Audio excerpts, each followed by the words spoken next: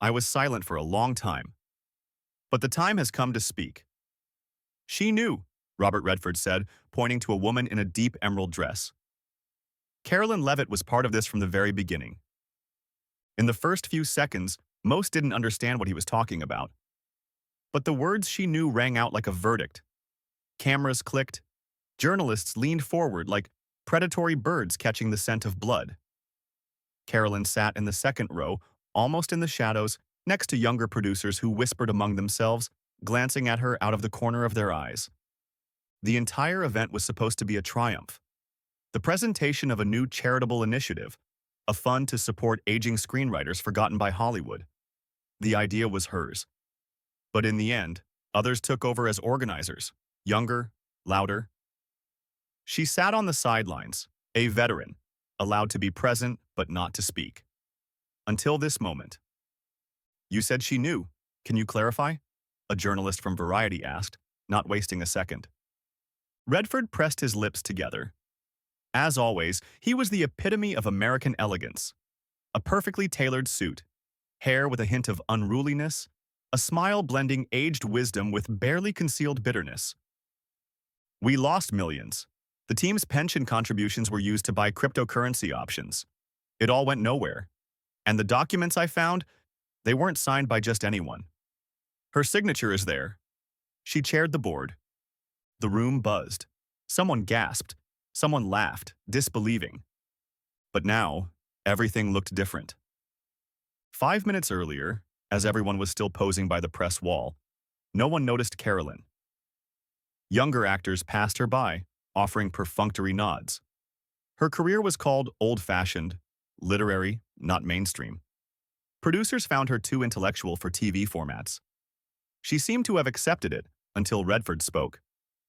The accusations were serious, but there was something odd about how he spoke. Too confidently, too precisely, as if he'd rehearsed. Carolyn knew this. She used to write dialogue better than any screenwriter. And now she listened as a seasoned actor played his role. Nearby, someone hurriedly typed into their phone. Redford versus Leavitt. Old money versus old dignity. Another Googled, cryptocurrency plus screenwriters plus Carolyn's fund. But there was no fear in her eyes. Only quiet irritation. Not at the accusations, but at the fact that, once again, a man on stage had decided he could rewrite her story. When it was over and the journalists rushed to the exits to break the story first, Carolyn remained seated. A man from the tech crew passed by, accidentally brushing her shoulder. Ms. Leavitt, I know you couldn't have. I just wanted to say, I read your books. They, well, helped when my mom passed. She nodded, not smiling, but her eyes softened. Thank you. That's more than I've heard all evening. 20 minutes later, she was riding in a driverless car. Her gaze drifted over New York's streets, where shop windows reflected in the dark eyes of passers-by. She opened a page and reread a phrase circled in red.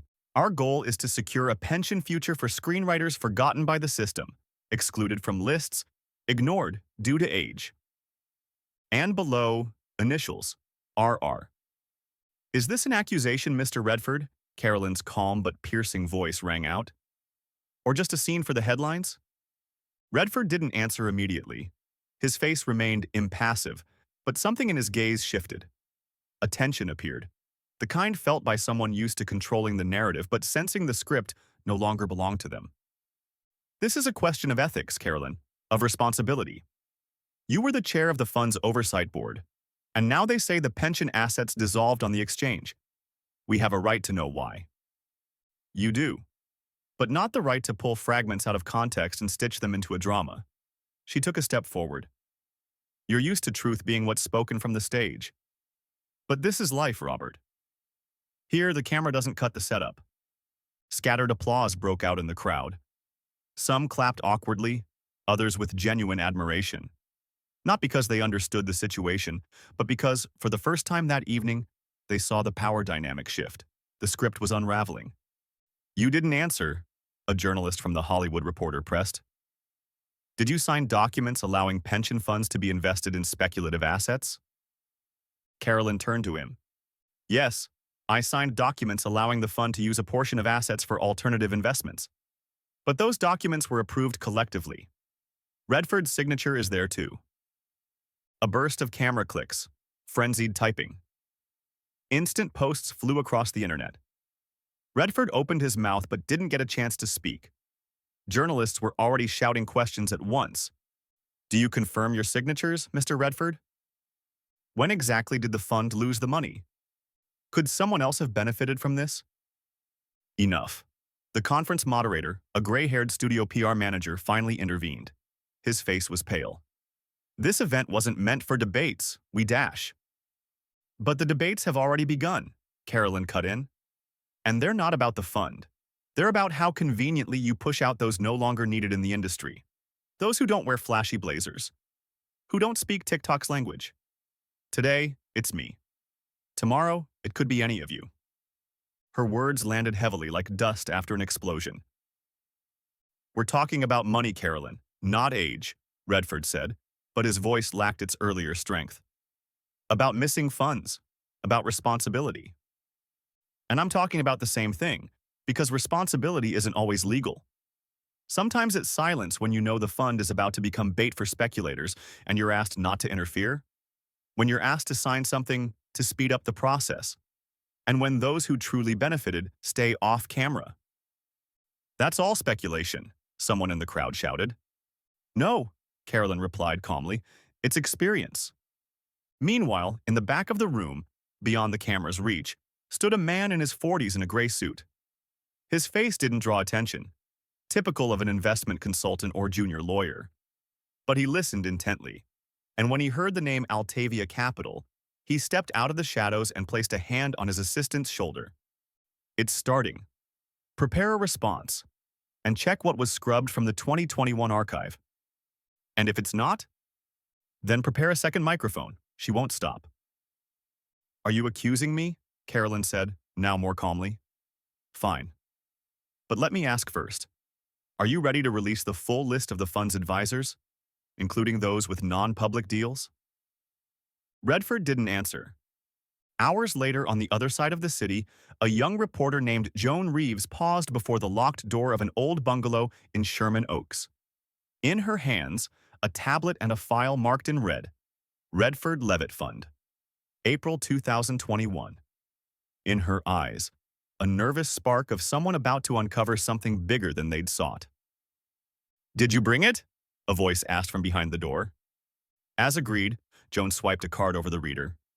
The lock clicked. She was let in. The room was dark. Colors faded, furniture old, walls worn by time. And in the midst of it, a man who called himself only Lewis. Once a fund advisor, now a shadow, vanished after a scandalous firing.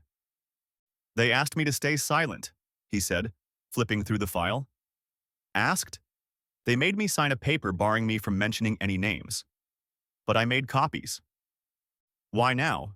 Joan asked quietly. Because today, a woman stood on that stage who I owe more than a career. She was the only one who refused the restructuring when everyone else nodded silently. Her voice was erased from the minutes, word for word. Do you have those minutes? Lewis nodded and handed her a disk. Not a flash drive, not a cloud link. A disk, as if from another era. Hope burned in his eyes, tinged with fear. At the same time, Carolyn sat in a car parked on the side of Sunset Boulevard. Her phone buzzed incessantly.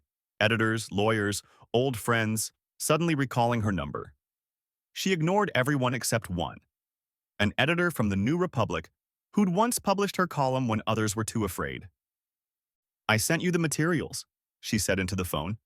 They can't be published immediately, but you need to be ready. You realize this could bury both you and him? It's not about me, or him. It's about the people who lost their pensions while someone poured millions into a film about decency. Symbolic title, The Honest Men. And very telling. In another wing of the city, Redford sat in a glass office on the 27th floor. Across from him, Daniel Graves, the fund's lawyer. Young, aggressive, impeccably dressed. On his desk, a report showing the data leak had already begun. She won't prove anything, Graves said, not looking up. But she's already said enough, Redford replied quietly. And if she says more?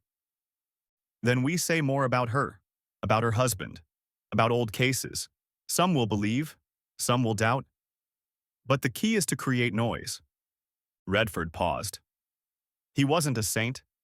Worse, he was a symbol. And symbols don't fall without a crash. That evening, Carolyn entered a cafe in Los Feliz, where screenwriters and journalists once held meetings. It smelled of printer ink, wetwood, and memories. Joan was waiting for her. In her hands, a folder with Lewis's files. In her eyes, the spark of a journalist who knew she had a story that could change everything. "This is just the tip," she said. "Names, schemes, transactions. And most importantly, the meeting where your voice disappears from the transcript. Your proposal to halt the transaction, struck out, just like you." Carolyn smiled faintly. Not a smile of relief, but of someone who realized her erasure meant she was a threat.